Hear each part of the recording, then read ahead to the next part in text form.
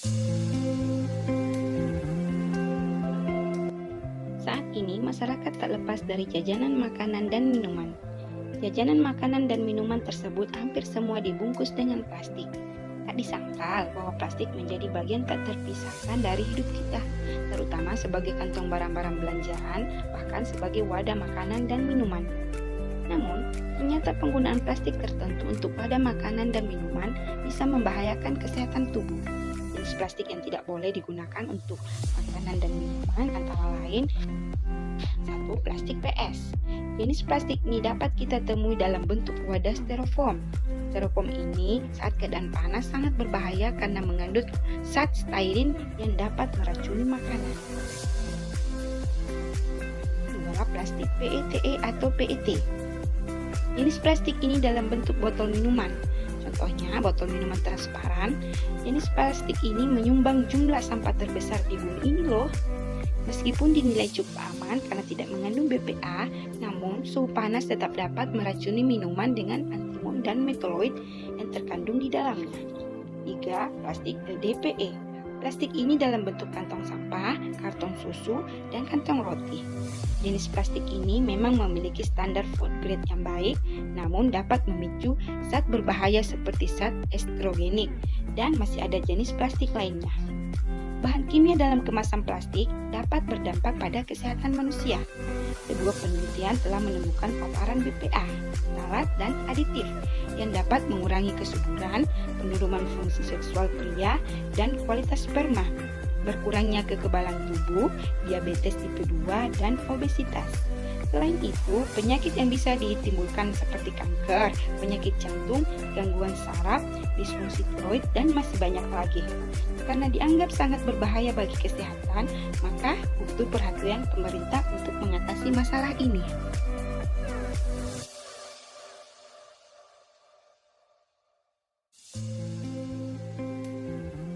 Di Indonesia, outlet penjualan makanan semakin menjamur dan seni kuliner semakin merebak. Penjualan makanan melalui restoran, kafe, bakery shop, dan banyak lagi merupakan kelengkapan dari setiap kota besar. Bertambahnya restoran atau rumah makan pinggir jalan, bahkan penjajah keliling yang menyediakan berbagai makanan siap saji yang menjadi suatu kebutuhan terhadap kehidupan masyarakat saat ini. Untuk itulah, peluang bisnis makanan ini menjadi memiliki potensi yang baik dikembangkan. Plastik atau styrofoam sering digunakan penjual sebagai kemasan yang memudahkan konsumen. Plastik menjadi kemasan makanan yang paling populer digunakan. Wadah menjadi salah satu bagian yang mempengaruhi kualitas gizi dari bahan makanan. Banyak pelaku usaha menggunakan plastik untuk kemasannya makan mereka, mulai dari pelaku perusahaan besar yang memproduksi air mineral, makanan ringan, mie instan, maupun pelaku usaha kecil seperti home industry, rumah makan, dan pedagang kaki lima. Hal ini karena plastik memiliki sifat keunggulan seperti kuat tapi ringan, tidak berkarat, bersifat termoplastik, yaitu dapat direkat menggunakan panas. Namun, di balik keunggulan plastik ada juga sisi kelemahannya. Di antaranya tidak tahan panas, bersifat racun karena dapat mencemari produk makanan akibat migrasi monomer plastik yang akan menyebabkan gangguan kesehatan.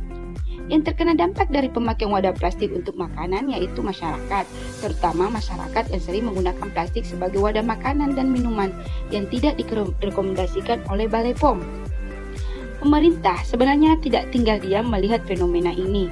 Salah satu usahanya yaitu dibuatlah regulasi kemasan pangan Indonesia seperti Undang-Undang Nomor 18 Tahun 2012 tentang pangan, Peraturan Pemerintah Nomor 86 Tahun 2019 tentang kemasan pangan, Peraturan Badan POM Nomor 20 Tahun 2019 tentang kemasan pangan.